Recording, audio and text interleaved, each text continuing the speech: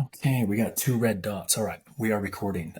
Today's guest is the famous Candice. Candice is someone I crossed paths with 2016 or 2017 through my teacher. Um, he was telling me I was learning about meditation and simple stuff like that, and then he told me about the Akashic, and he told me a few things that Candice will let you guys know.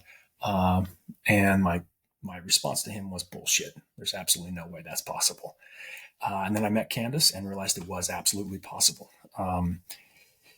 Amazing human being. I've sent many, many people her way to get those calls done. But instead of me talking, Candice, who are you? What do you do? Where are you from? Etc. And then we'll just let the conversation unfold. All right, sounds great. Yeah, wow. Thank you so much. What a powerful introduction. I feel really grateful to be here with you and really I see you as like this amazing link or initiation door to a lot of people and their spiritual awakening. So I feel really grateful to hold space with you in that way. For anyone who's listening who's not heard of the Akashic Record, the Akasha is a 12th dimensional library that houses all of our spiritual storylines, all of our past lifetime and ancestral karma. And so when someone channels the Akashic Record, I'm certainly not the only one who can do that. We have access to our past lifetime karmic patterns, which, as you can imagine, in the current time space, as unconscious as we are as humans, we just bump into life over and over and repeat things. And, to bring consciousness to our life through a higher perspective of what our soul is hoping to gain can be a game changer for a lot of people. And my work here, I'm also a licensed therapist, is to kind of fuse those two worlds together where we can actually do deeper spiritual healing on the planet. So I'm really grateful to be able to do that and excited to talk to you more about it today. Yeah. And I could talk about where I learned this. I mean, you tell me what you think people would be interested in knowing. So, at what age? When did it?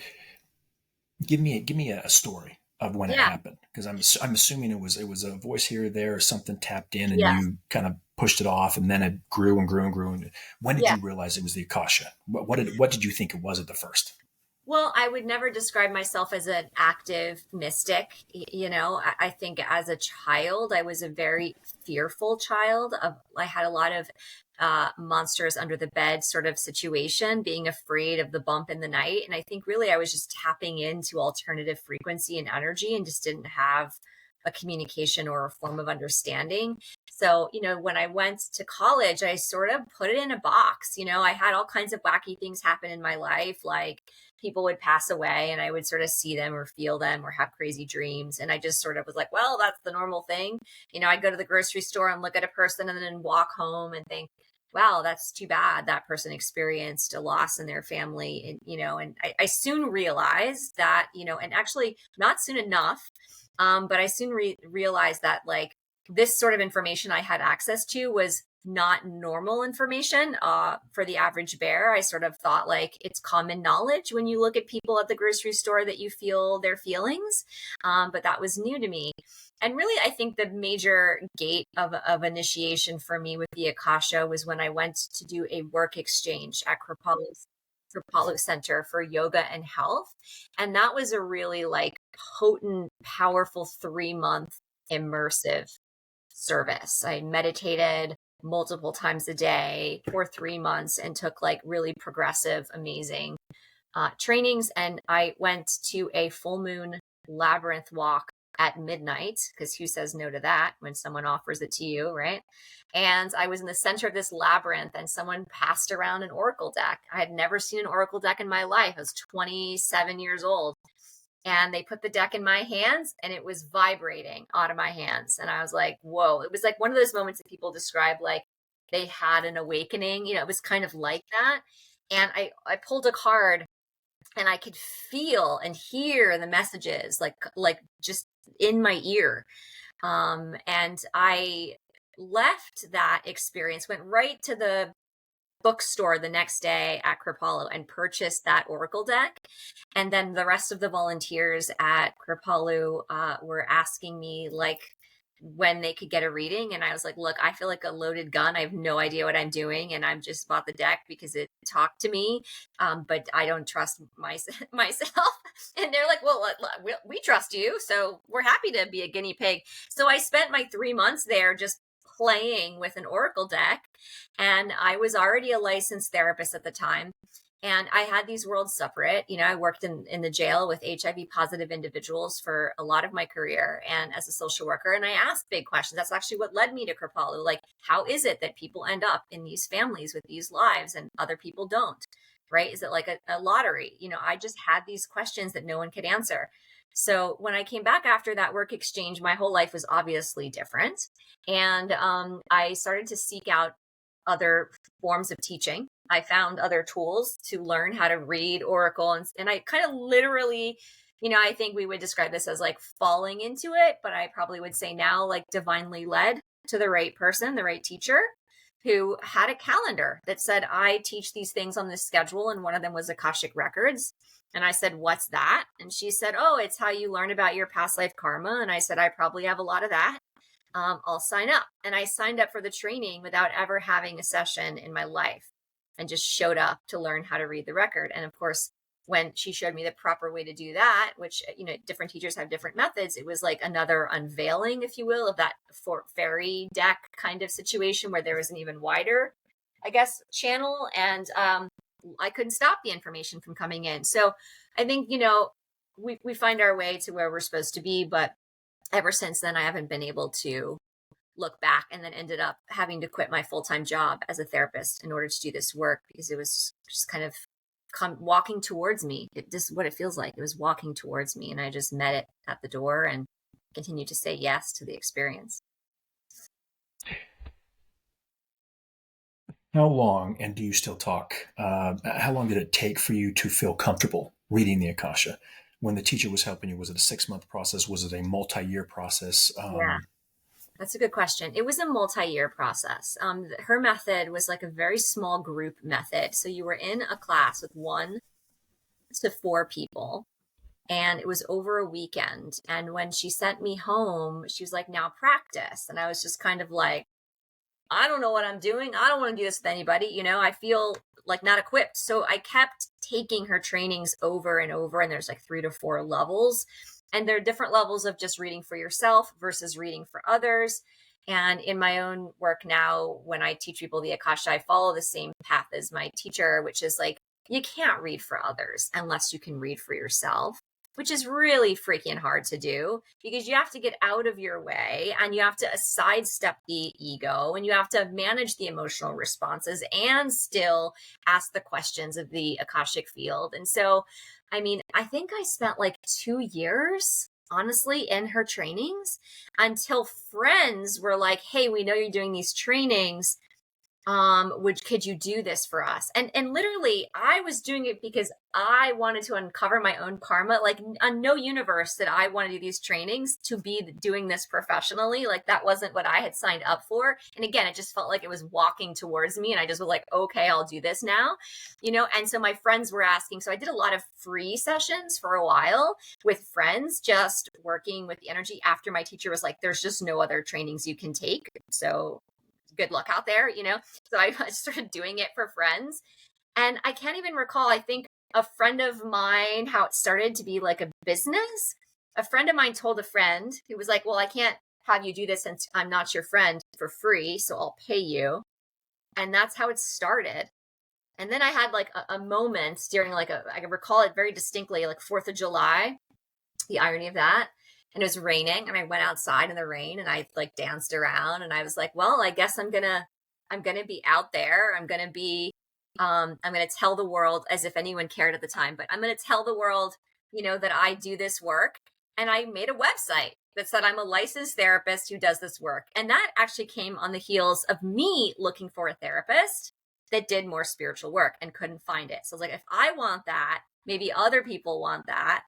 So I put a website out there and I thought for sure they were going to pull my license after that. Like, oh, who's this wackadoo channeling a cosmic library and she's got a license for mental health? Like that's problem. You got problems with that.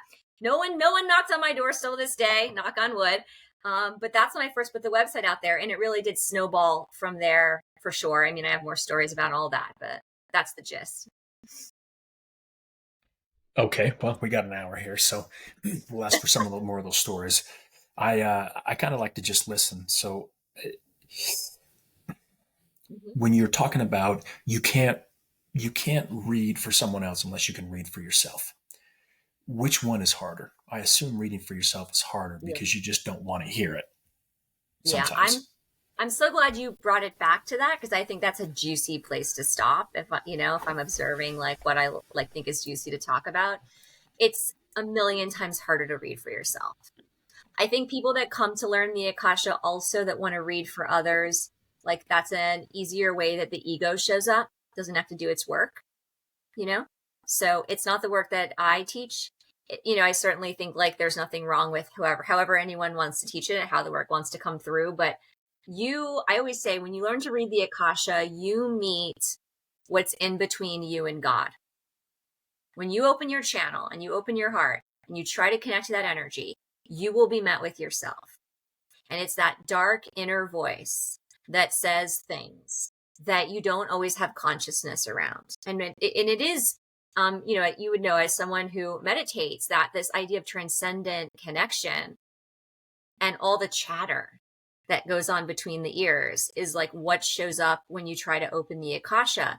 And you have to play a lot of roles. You have to be like asking the questions, which, by the way, another juicy pit stop is like how to ask the right questions in the Akasha if you're learning to read or if you're receiving a session. It's always about that, right? Because you're asking like questions from, the example I give is you want to go to a 5-star restaurant and you're ordering chicken nuggets, right? You're not going to get the same information that you are looking for. Like asking low density ego based questions in the Akasha there's not a translation there, right? So sometimes I'll hear information in the record for myself or for others that, now that I've been practicing for over 15 years, is like, oh yeah, that's not a good question, Candice. That's your ego's in the way, or ask it a different way. That person, so I'll hear that stuff. When you're first learning to read for yourself, you can't hear that. What you get instead is just like a block. You just get like,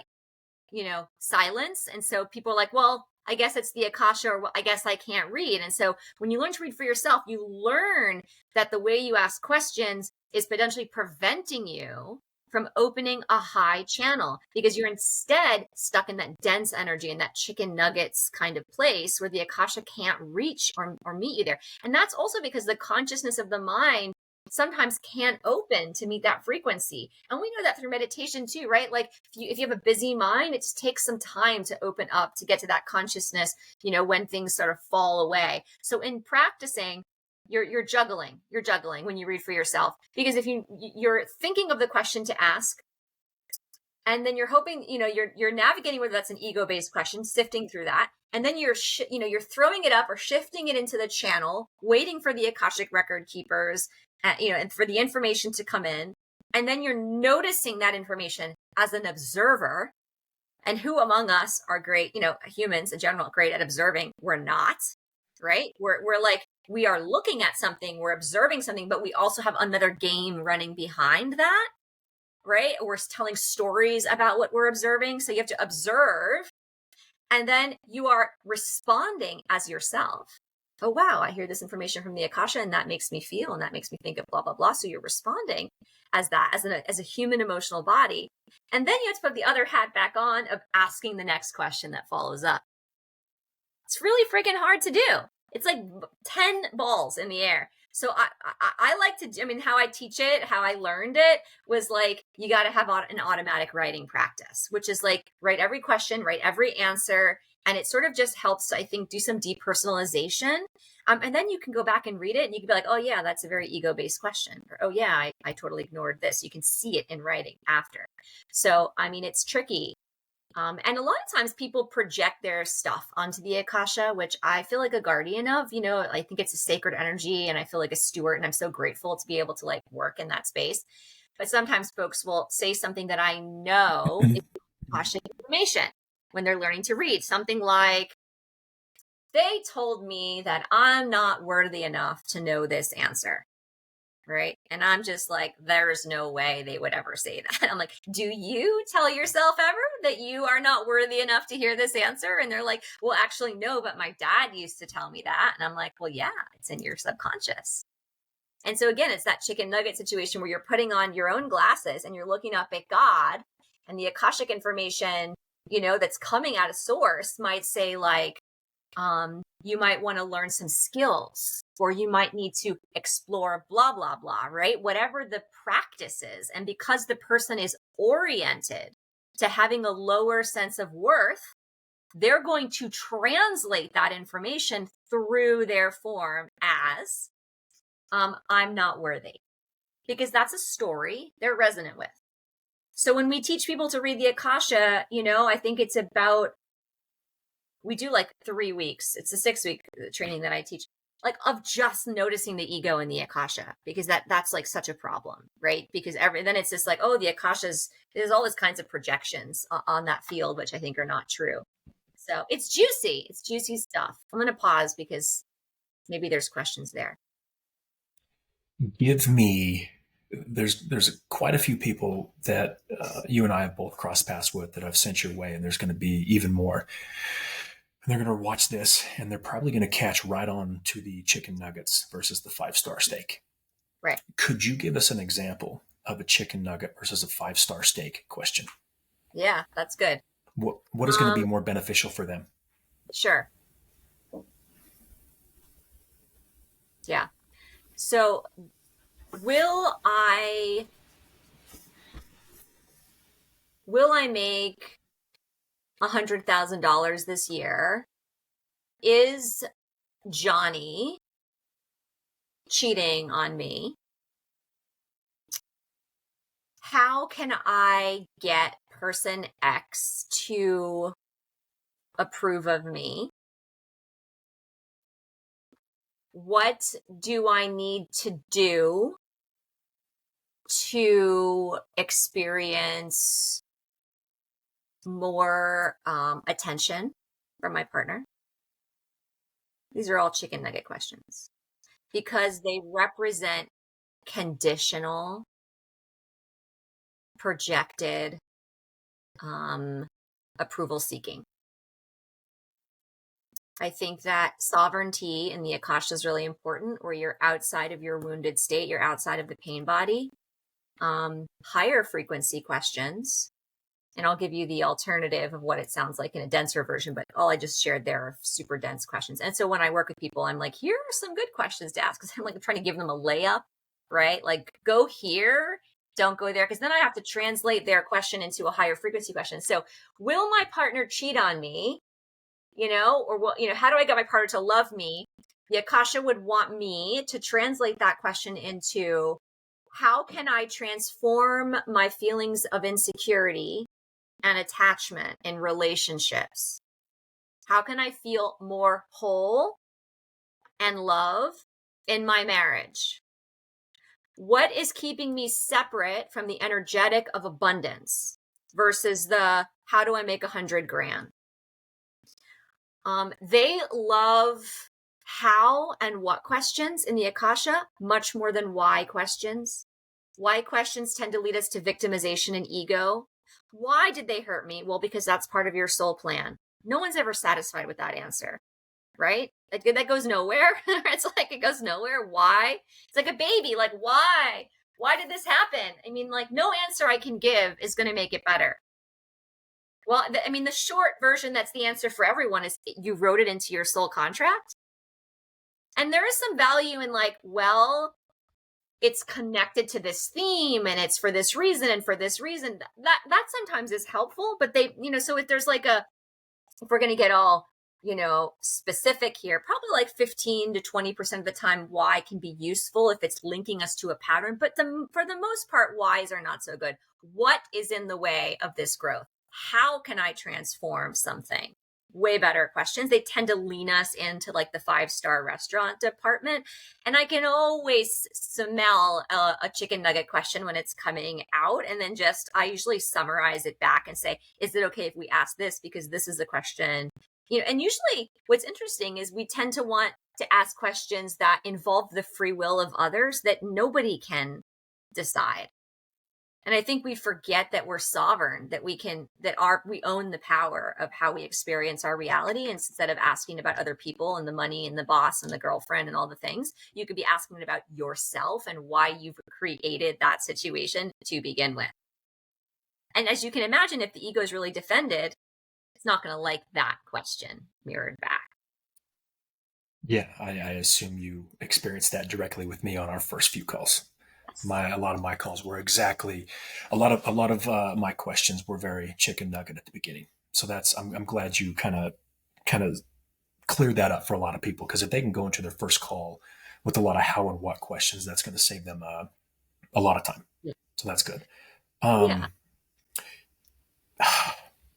So the next thing that comes out through that is quite a few people read about, they learn about, they even know, even when they talk to other people, when they're trying to help someone through a process, they'll say, well, apparently your soul signed up for that.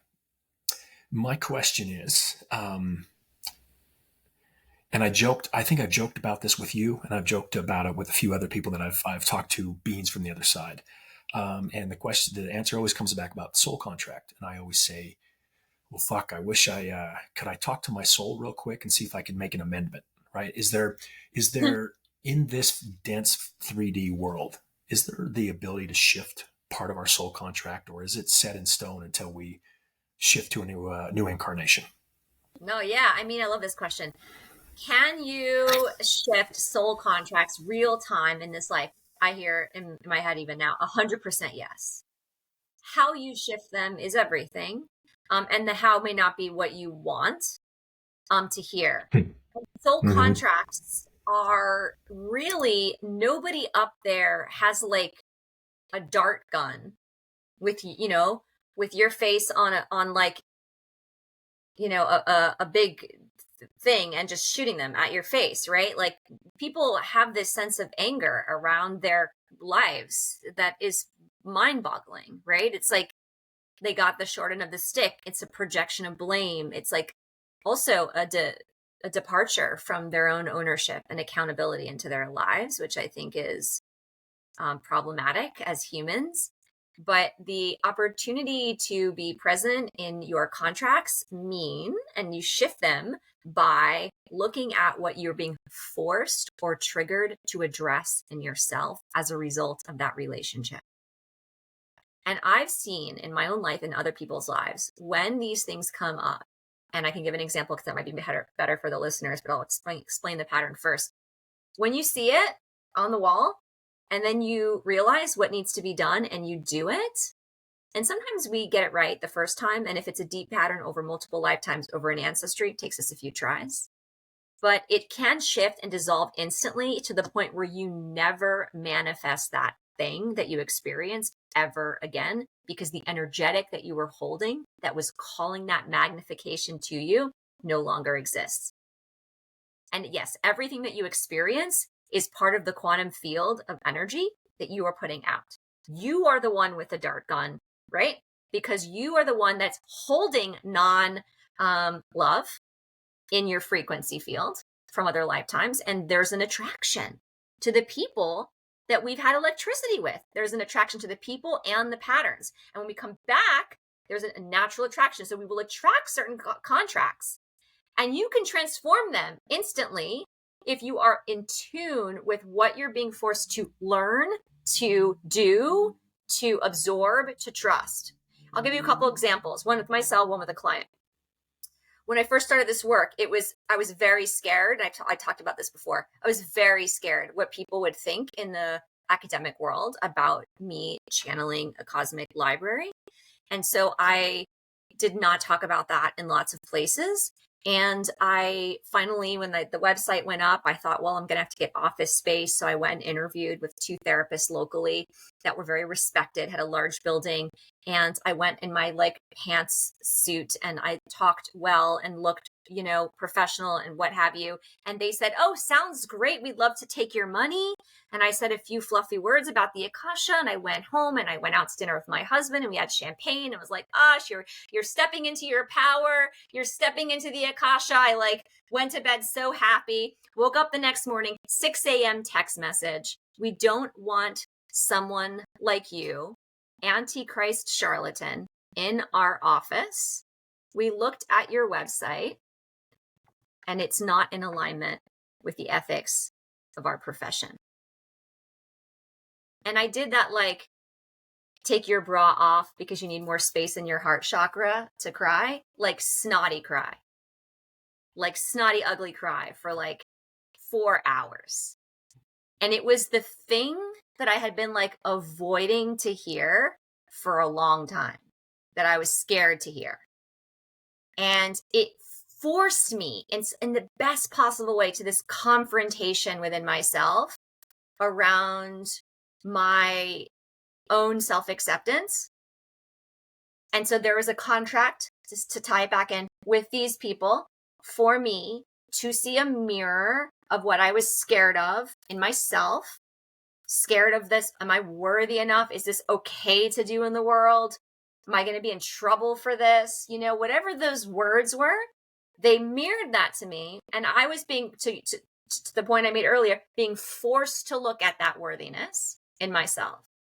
And so it took me 2 weeks, and I drove around and I was like, all right, I lose my job. At the time I was working as a full-time clinical director at a very prominent treatment center, addiction treatment center, and doing spirituality there, not the Akashic Record, as far as they let me push it.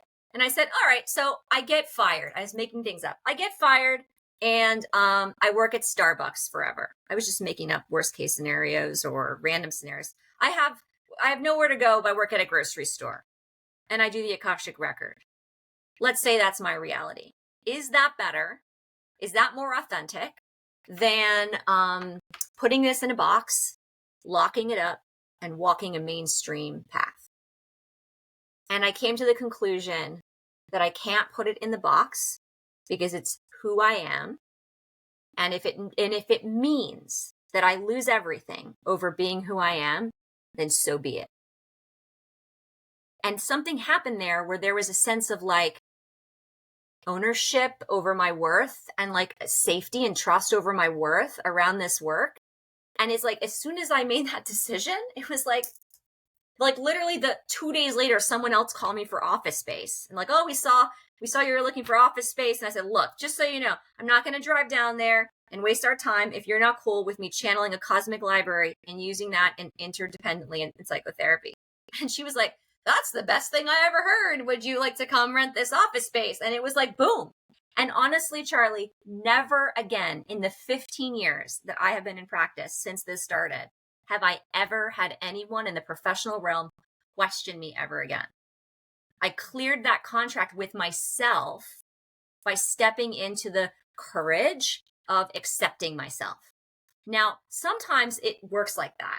Other times it doesn't, right? Other times you there's a lot of lessons involved. And so you go through different relationships and you click in different versions of a lesson, almost loading, your computer's loading 80%. So you get there, and we all know this, right? We're in a relationship pattern and we're well, it's not as bad as the last one, right? It's better now. What's that? That's you clearing a karmic contract, a soul contract. You're clearing that by becoming more in alignment. So sometimes it takes longer. And the client example I was going to give was that, right? So well, I used to be in abusive relationships. Now I'm just with someone who doesn't really enjoy or doesn't support my passions, right? But there's still not alignment there. So you can see the evolution takes a little bit longer. But could you radically step into yourself Pat Benatar style? Hell yeah, you can step into the work that needs to be done and clear a soul contract immediately. That's my story. So that was one of my questions, and you already talked about it. So professionally, in that professional manner, you cleared the contract with that. I remember you and I talking when we first met. At the beginning, I'm assuming there were quite a few people who, just random people that you would talk to at a wedding. I think I remember the story you tell me about a wedding. Someone found out you were reading the Akashic Records, and one of the ladies there just lost her mind on you. Yes. But I assume over the last 6, 7 years, it's gotten 1,000 times better. They certainly, there's a lot more curiosity. There's a lot more openness. It's nowhere near what it used to be when you talk about what you do. Correct?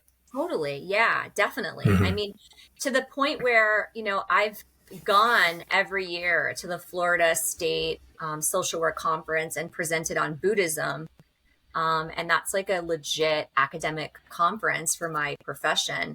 And last year, 2 years ago, I think it's 2 years ago, I was sitting in a workshop where someone was talking about intergenerational trauma, and some man raises his hand. I'm in like the front, he's in the back. And I hear this question coming up the back of the room like a wave, like a God had opened up a portal and was like, ah. And the question was like, so I'm just curious, this reference of intergenerational trauma, does it work that way for past lives also? And I rubbernecked that like hardcore. I turned my head all the way around. And I was like, holy hot damn.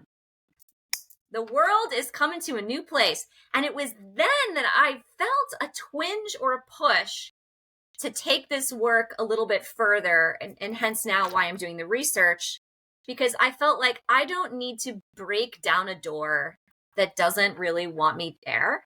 I'm just going to create my work over here. And so now I, have been realizing there's a shift in the mainstream and wanting this work to be left in a space where there's credibility of it, which matters to me because I want that to exist long after I'm not here. And literally 12 months later, after that guy asked that question, I presented on the Akashic Records at that same conference to 60 people who are licensed therapists. And it was a little bit of a tender moment. I was like, well, they could bring tomatoes to this party and throw them at me or not. But to your point, very open, very conscious. And I'm shocked they let me talk about it. I think they let me talk about it because I was talking about it under the perspective of we are doing this research. We don't have data yet, but we are doing it. And we're just measuring essentially how mental health is impacted with Akashic Records. So we don't have that data yet. I can't share that here, but we're in progress of that. And it's super exciting that the world is waking up. So I'm going to come back to Buddhism. But because you Yeah. brought up the research, could you give us more details of the research? Because that's a big deal for the skeptical people there that need to see things, that need to see science-backed data, et cetera, et cetera, et cetera. What is the research about? What are you Yeah. doing? How can people get involved? And what are you looking for? Sure. Yeah. So people who've never had an Akashic session before are eligible. You get a 15% discount.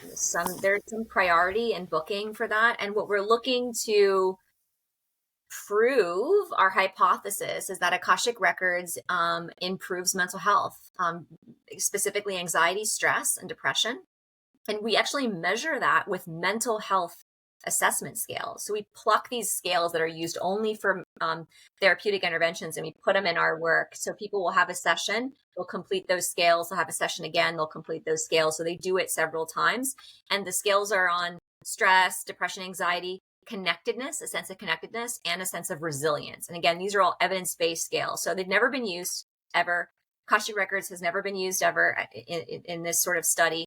And we also have some qualitative data. So we ask everybody the same 7 questions after, and I have like a research team, and we're doing that. And we hope to create a staircase, like one stair, right? Like, oh, here's this research. It exists. So that people that come in after me can build on that.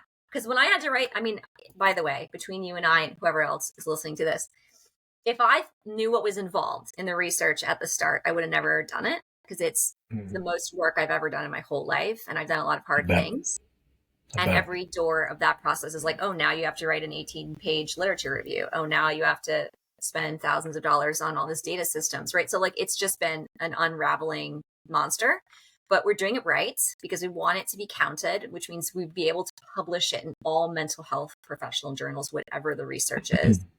And so, yeah, I mean, the way to get involved is you can go to my website. There's like a pre-screen, and then we have a team that you meet with to make sure that you're eligible. And then you meet with me 2 times, and then you finish with an exit interview, and then you're on your way.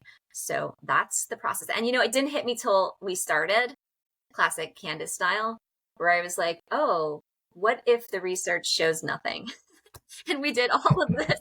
And then I was like, well, if that's what we're supposed to see, then I'm here as an instrument of that. I mean, at least the data, whatever it is, will be a stair on whatever staircase this world is going into with that.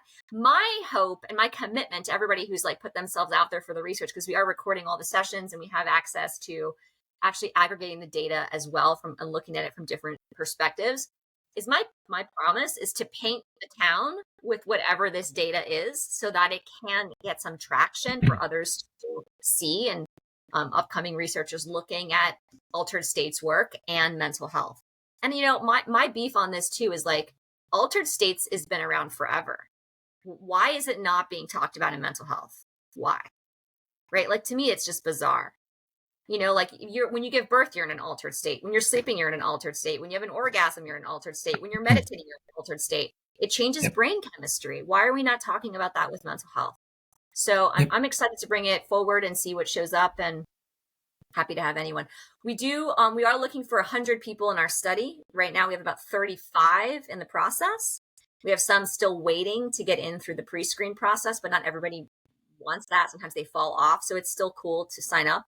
We'll let everybody know through email if we reach our maximum. But yeah, it's exciting stuff. Yeah, that's, I've got a few buddies that are therapists. One of them up at the VA, and I have talked about this to him many times. Right. The guys with the severe PTSD, I think, just as a last ditch effort, as the therapist would put it, because they don't understand this stuff. Just let them do a call. Let them see where they were in a past life, why they chose this in this life, why they chose such an extreme profession, extreme whatever it is. Just let them see if that opens up a door to give them a better understanding of why they're in such a deep state of depression, or why they're having such an issue with it. I mean, how could it hurt? How could it hurt? And one of the guys is open to it. The other guy, it just doesn't compute to him. He's a very nice guy, and he says, that's great. I think that's cool. Maybe I can do a call with Candice and see, but it just, like, if I was a therapist with a lot of PTSD clients, this is absolutely one of the things I would do. And it would be a combination. There's a lot of people in the spiritual path that go from one extreme to the next and think, I need to do energy healing. I need to do the Akashic. I'm going to leave the doctor. I'm going to leave the hospital. Right. I can't wait until the future brings those two together. I can't wait until the energy healers that I've interviewed on this podcast can work with doctors and be not an alternative, but an addition. I'd love to combine those two. And I know that's what you're working on with the research. Yeah. I mean, that profession leaves out a very powerful part of the process, I think. But more and more are coming around to it. Yeah. And, I think, just because I am a product of that institution, they really downplay spirituality, in the training. When I was in school, it was kind of like, don't bring that to the table because, it's considered magical thinking and it's not evidence-based. And to my surprise, after I taught the workshop at the conference in June to the social workers, over 20 people came to me after and were like, oh, thank God someone's talking about spirituality. Right? Like, in my culture and my family and my whatever, like, this is a huge part of how we discern strength and how we feel connected to our purpose. And I can't ever talk about that in therapy sessions with people. So, I mean, I think it's evolving. It really is. I mean, I think that's, in some ways, the statement, even that, it feels outdated because more people are talking about spirituality, but, not many people have proof that it makes a difference. Our hope is to show that in the research. That'll be great. And even that construct, spirituality or paranormal or magic or whatever it is, that's just another construct for people who don't think this is normal. Yeah. I mean, just like you went to the grocery store and you could read someone's thoughts, or you had a feeling that they lost someone. Yeah. That's normal to you. Yeah. That is not abnormal. That is not paranormal. That is not magic. That is no different than someone who can dunk a basketball and someone who can't. To someone who can dunk a basketball, it's easy. Someone who can, it's this amazing thing that you want to watch on TV that gets paid $50 million. So it's just breaking down those constructs. With the Akasha, it's non-secular. I guess that would be the word. How do people approach the Akasha when they come to you? If they're a devout Catholic, if they're really into Buddhism, if they're an atheist, etc. Yeah. So I usually, when I first meet someone, kind of explain how the process is going to go, even though I send that little prep sheet in advance, and I get a sense for where their spiritual compass is so that I can lean in a place that Hmm. Yeah. is respectful to that. I always Yeah. find too, and here's a mystical answer, right? That people come to the Akasha when they're ready or when they're open. Hmm. I always am much more cautious, like, oh, I want to buy a session for a friend. I'm like, oh boy, because the friend's not consenting to this sort of shadow work and spiritual work. And so there is some level of agreement on a soul level that I think people make prior to coming. That means they're ready for it. With that being said, if someone's not into past lives, I've read for people like that. I usually say something like it's not part of their belief system. I want you to consider like your ancestry and their relationship with these patterns and themes as they come forward through the reflection of the past, and or you in your past in this life, right? Like what these patterns are bringing forward. So I'll still channel the same information, but they may choose to reflect that as like an ancestral theme more so than a past life theme. And God has no labels and no borders and no rules. And I am not here for any conversation that says otherwise, right? Like, God is not fear. God is not the people who are doing it right and the people who are not doing right. Like, God is everything. God is everywhere, accessible to all people in all ways through every form. And so, like, mainstream religion can be very specific about what that looks like. And I honor that choice for people. And I find that people who come to me through Catholicism and you live in Utah, I don't know if you still do, but a lot of people that have had some more abusive religious experiences, more dogmatic abusive experiences are coming with the belief of their religion, but they are not married to it and are seeking permission. A lot of folks I find with deep spirituality, religious oriented, are seeking permission to love God in a way that they define, and I can't define that for them. Everyone's got to define that for themselves. But I do my best to be like respectful to that. I do find that more dogmatic religious practices make it more challenging for the soul to be like open to the information, but that's not always the case. I mean, Buddhists believe in reincarnation. That's an easier translation, right? When they're coming to the work. But I think there's permission for everybody to coexist in that way. I mean, that's a different conversation also. But the Akasha, every time someone's like, oh, I have to do this in order for God to love me, and they're like, you're already loved. You don't have to do anything, right? You don't have to do anything to feel loved, to feel worthy. And I think can be so profound, like that permission I speak of, that people that come to hear something like that, like, you are forgiven. No one over here again is waiting in line for you to earn some good favor, through fear. Like that to me is the hot topic, hot bun. Rabbit hole. Let me get out. Yeah. Yeah. We'll let that one go for a sec. Who is it? Who is it you're talking to? Yeah. For the person who's coming here first time, I know they're going to think like, is it just you? Are you getting messages? Are you hearing a voice? Is it a bunch of different beings? Is it a different dimension? Is there a certain dimension? Like you said, 12th dimension at the beginning of the call, but who Yeah. are you talking to? Who is helping you pull the books of an individual's lives off the shelves? Yeah. So, the record keepers are helping me, but they don't really help me as much as they are directional GPS. And the record keepers are like nameless, faceless, energetic beings. To me, the best human description of them is librarian. They work in the library. They're not specific to me or you. They are busy when I go in the record. There are 5 psychic senses that we have: psychic seeing, hearing, knowing, feeling, and sensation in the body. And so when you learn to read the record, we typically have 1 or 2 of those senses that are stronger than the others. And that's how the communication comes through. So for me, I can see the picture and then I hear thoughts and then I feel how it would have felt for that person. And like a whole scene is playing out in my mind's eye. And then I interpret that, right? So it's really like interpretation skills underplayed practice here to read the record. You have Mm-hmm. to have good interpretation skills. Like you watch someone on TV translating one language to the next. If that Mm-hmm. person can't translate, it doesn't matter if they understand. They have to be able to translate it to someone else, right? Yeah. So the record keepers kind of hover, is the way that I feel them. And I'll say a word that I am translating that maybe isn't the best choice, maybe too sharp, not sharp enough. And I kind of get a feeling of like an etheric poke, like, try that again, Candice, right?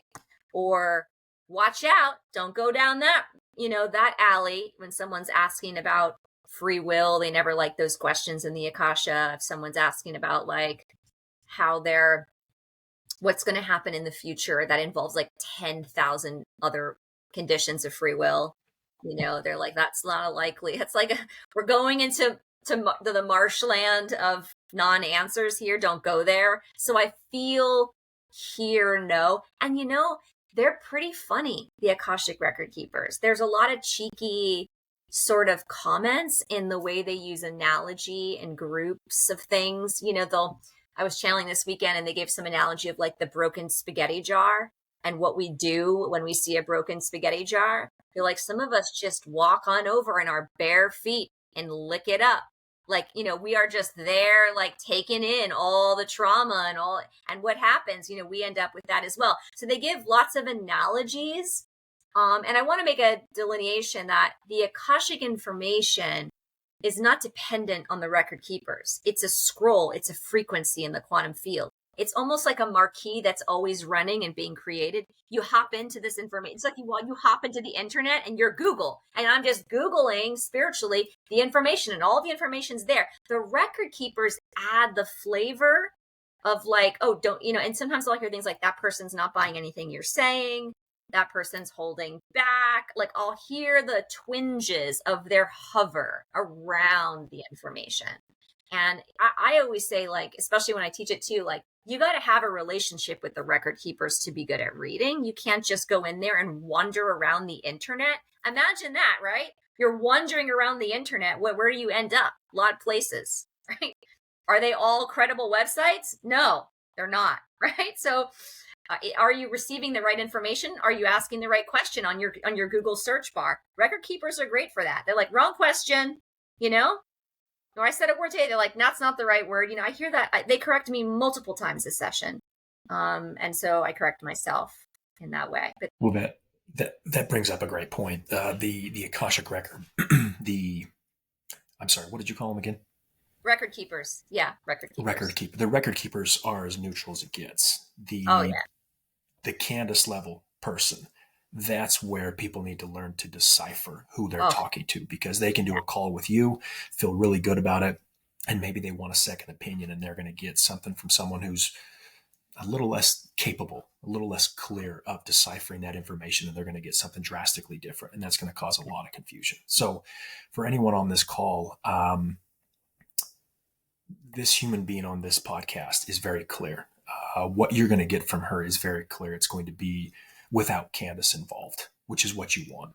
You just want a conduit. You want someone who's a messenger. You don't want their fears and insecurities tied into the information you're looking for on the how and what questions you're getting from the keepers. So for anyone who watches this podcast, it's up to you, but try not to go elsewhere. Candice is a very, very clear channel for this, because that's a big deal. And there's a lot of teachers, a lot of readers, there's a lot of healers that their heart's in the right place, but if they're not clear, you're not going to get the right information, and that's too bad.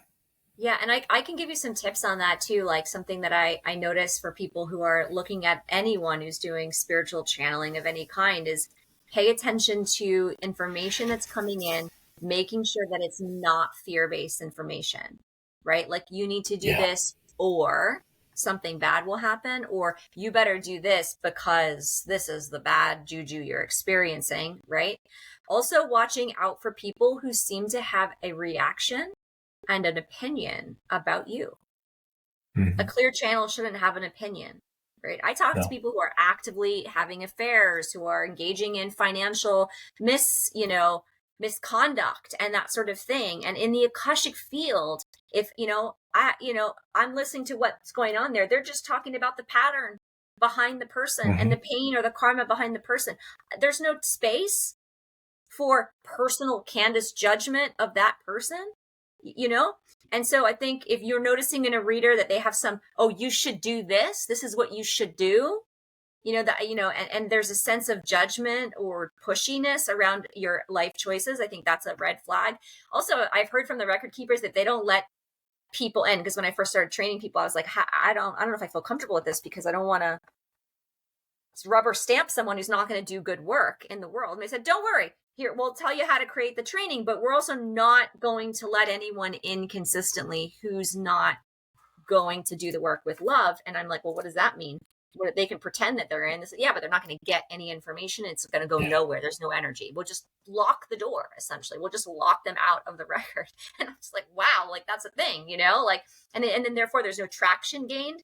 So I think also maybe going to someone who there's a lot of people who've had a good experience is another good sign that the person is connected to the channel, because those who don't have a lot of folks who can say positive things, they're probably someone not getting a lot of traction. That's not the case for everybody, right? Some people may not have a lot of that and they're still ethical and great. But I thought that was interesting feedback from the record keepers. They'll just lock you out. And then, you know, it's almost like snuffing a flame.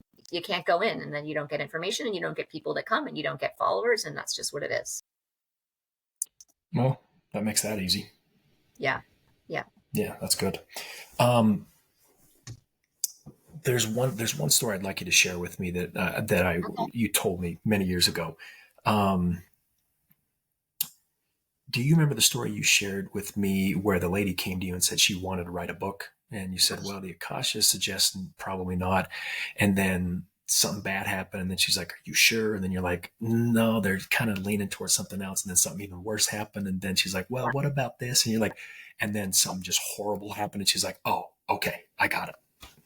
Yeah, I mean, this is one of my favorite stories. I talk about the story with a lot of people too, when I'm working with them and learning to read. And I think this is the key of like the difference between like therapy Candice and like Akasha Candice, right? So therapy Candice, someone's like, I have a dream to, you know, write a book and open a metaphysical store. This was the story of this client many years ago.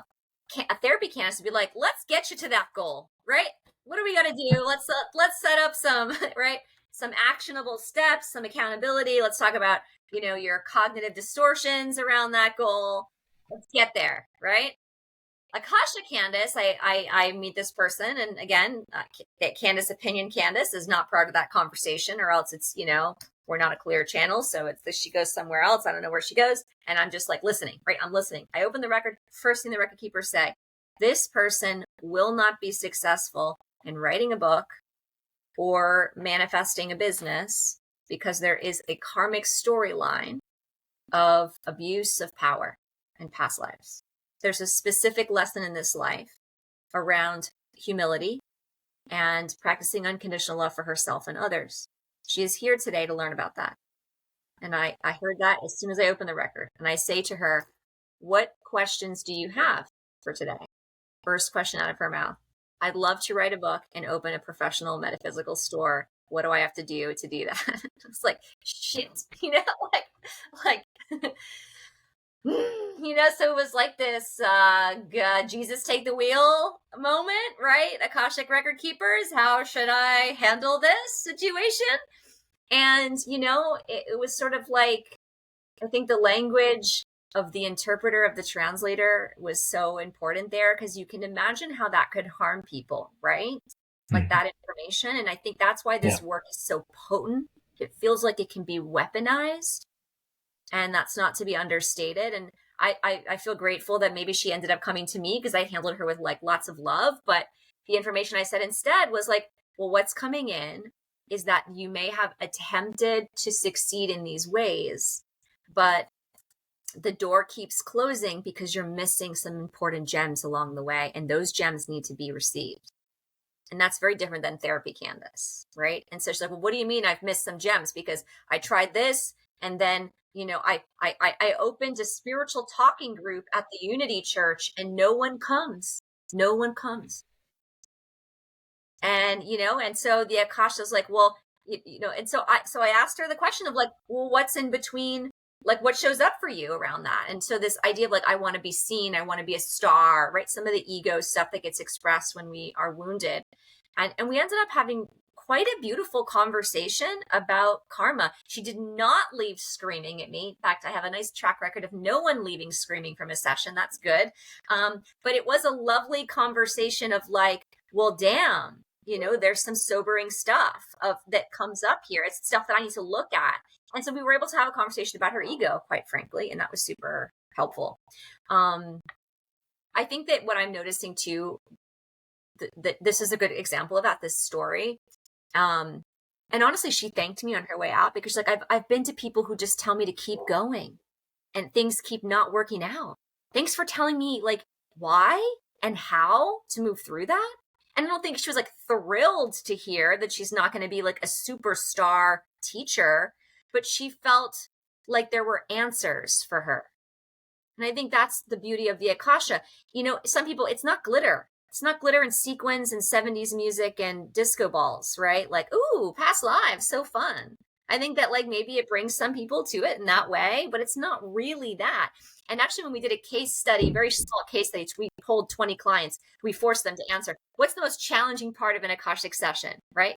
Because most people that are my clients are like, oh, we love this work. We're like, no, tell us what's really hard about it for you. And by far, the most common answer is potent shadows being pulled up in your face, right? Dangled around, things you don't want to talk about, and like left in your lap to work with. They're like, and then the integration of that being challenging. And it, by far, that was like 90% of the people had an answer like that this work does do that. So if you were avoiding your stuff, it's hard. It's challenging. I've had a couple people in the research that way too, where it's like, whoa, I didn't think we were going to talk about that thing that I don't want to talk about with anyone.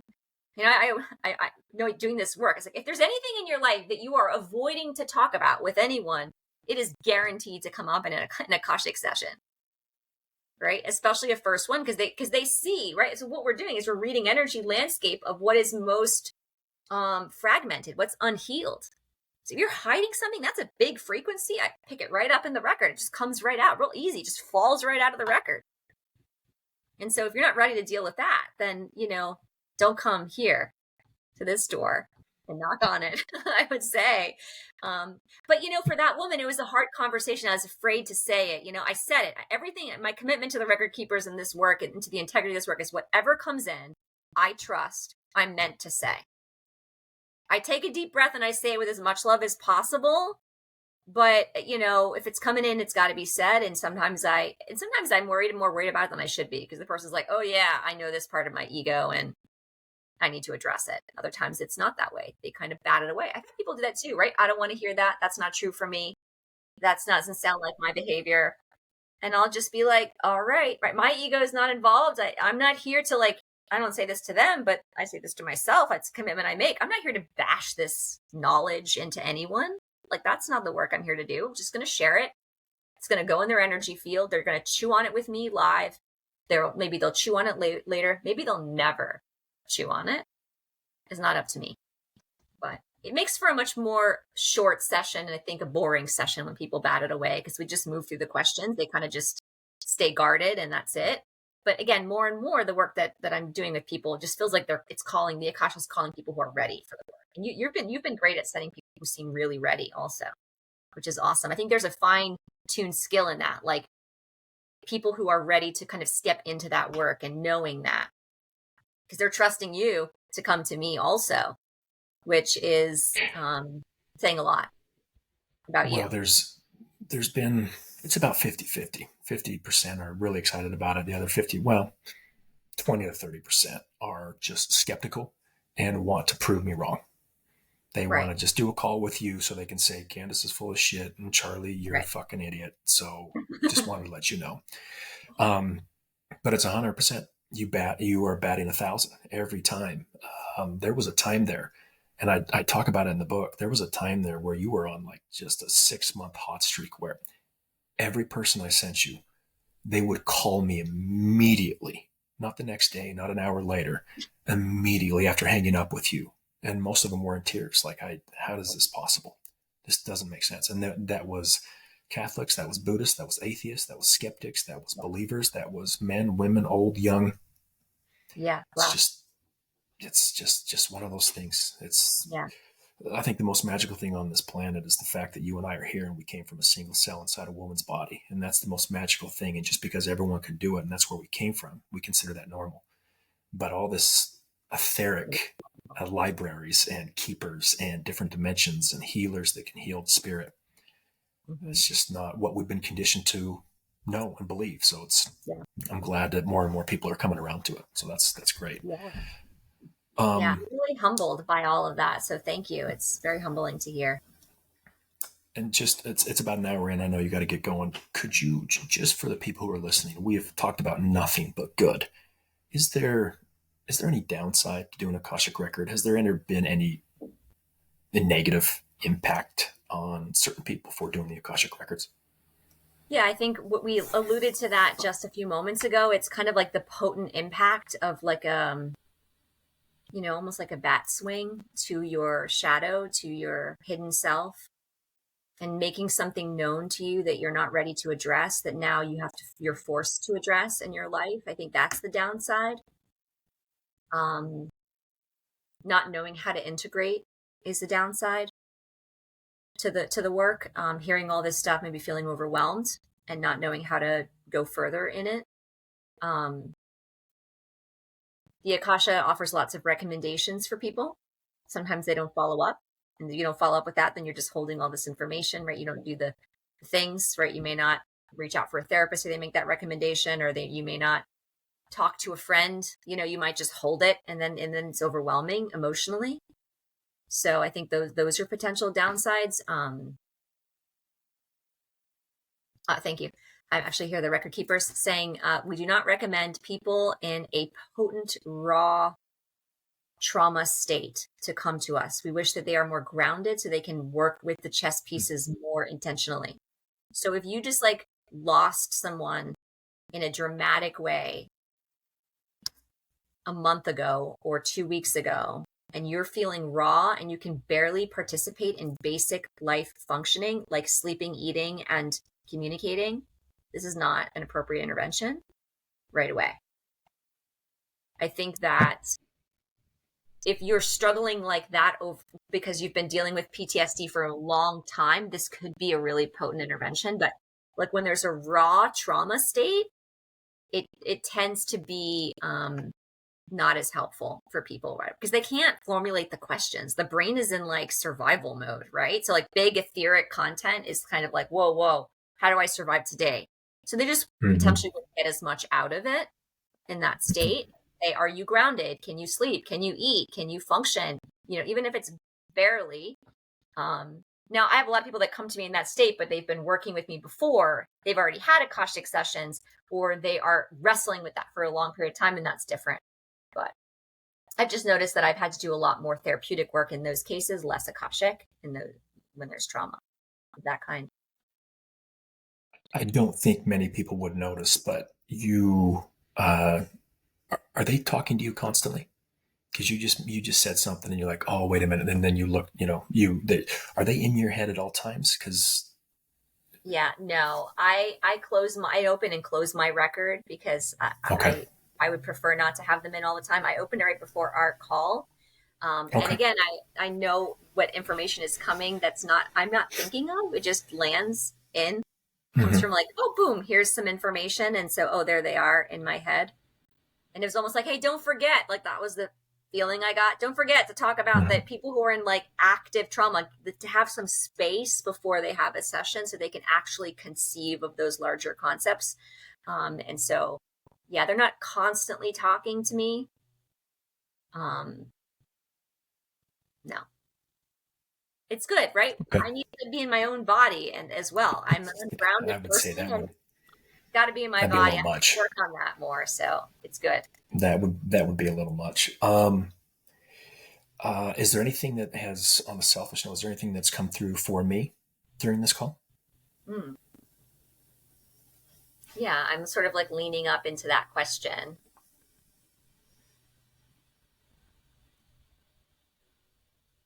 Yeah, so what popped up earlier when I'm like watching you and looking at you, what I see under your face is the truth has no sides, right? Which is the connection to your book. Is that correct?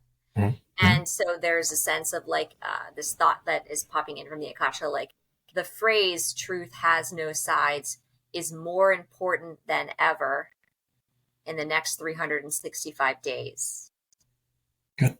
Like that message, like that you're coming forward, bringing a spiritual message forward in your book, in this podcast, feels really in alignment with your purpose, but in alignment with the American governments and the process of evolution that's happening in the next 365 days, because a lot of people believe the truth has sides. Mm-hmm. And so continue this work. It is in alignment. That's the phrase I hear.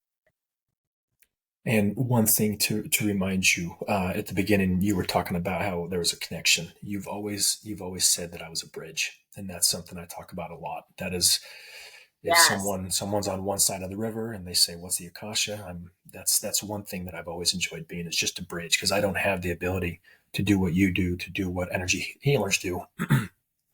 But I've always enjoyed having people that I know that I could send people to. So I appreciate that.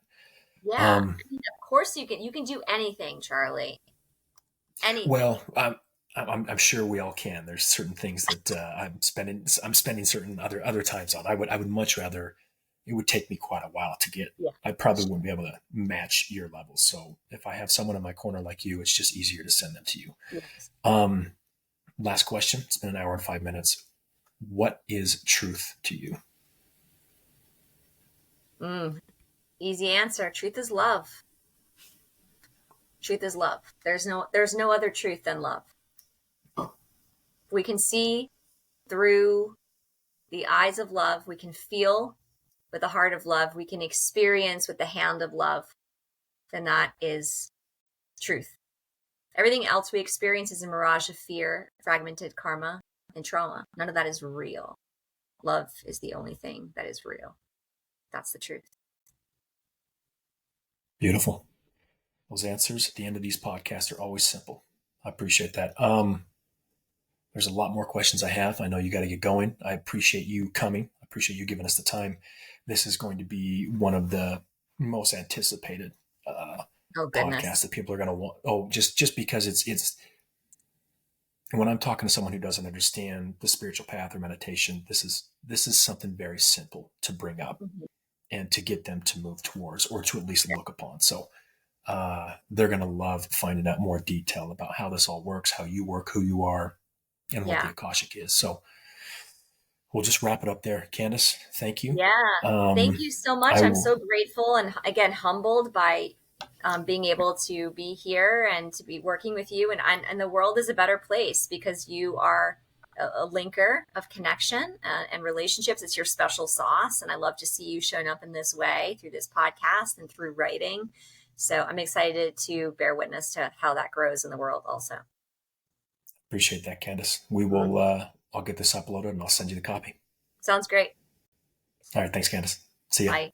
Mm-hmm. Bye.